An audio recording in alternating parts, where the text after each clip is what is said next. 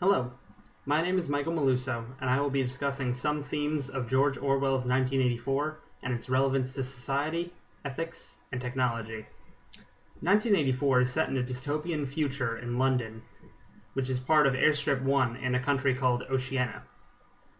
The story is told from the perspective of Winston Smith, an employee of the Records Department in the Ministry of Truth. The Ministry of Truth is responsible for censoring all media, including television, books, newspaper, and film.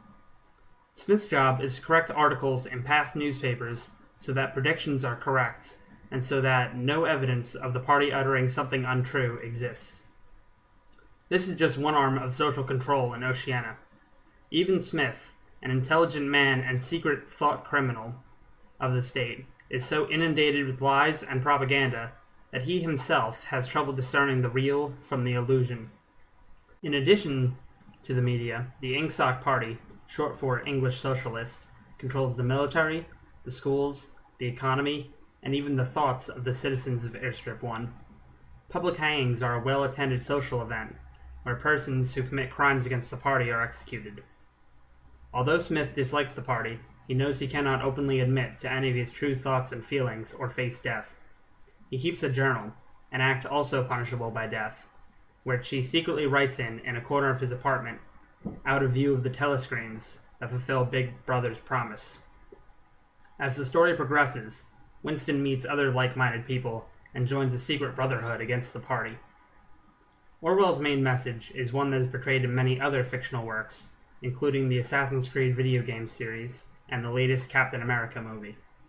However, I have not seen any work that comes this close to truly depicting total control. In a post-World War II age, people are fearful of threats to their lives and freedom. Almost ironically, it is the same fear that gives governments a license to take people's freedom in the name of protecting it. We saw a glimpse of this in our discussions on the NSA's domestic surveillance programs, and it can also be seen by looking at the history of the USSR or censorship in China, to name a few examples. Orwell warns against this type of totalitarian state, where no one is free. 1984 was written in 1949, before the Cold War, and has predicted that the danger of total control is real, even in today's world.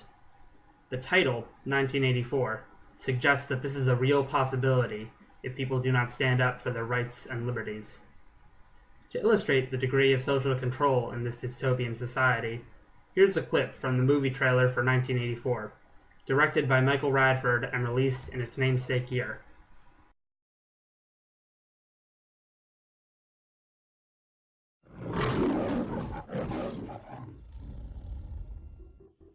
As we all know, the biological and social stimulation of the family leads to private reflection outside party needs.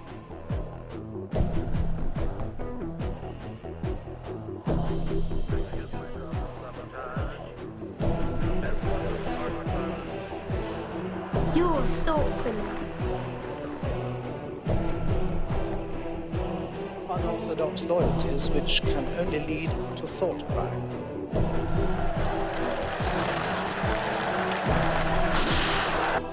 There is truth, and there is untruth.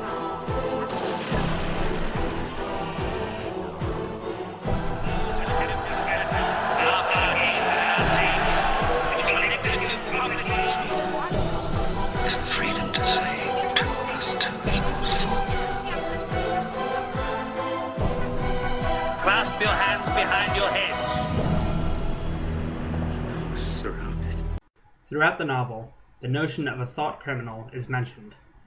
Children are praised by the media for turning in their friends and neighbors as thought criminals, people who even think about ideas that are contrary to the ideals of the party.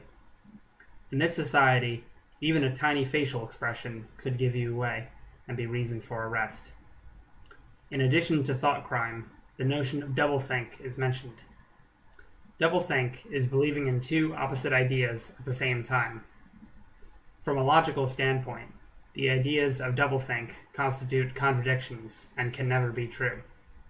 However, the overarching message is that it does not matter what you think, so long as you think what the party tells you to. The slogans of the party read, "War is peace, freedom is slavery, ignorance is strength," themselves examples of doublethink.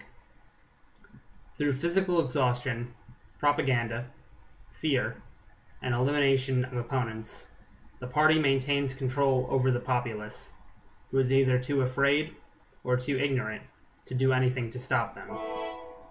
Orwell seems to say that there is no hope for humanity in a society like this, and so he charges us to prevent anyone from obtaining total control and to safeguard our freedoms from any who might take them away from us.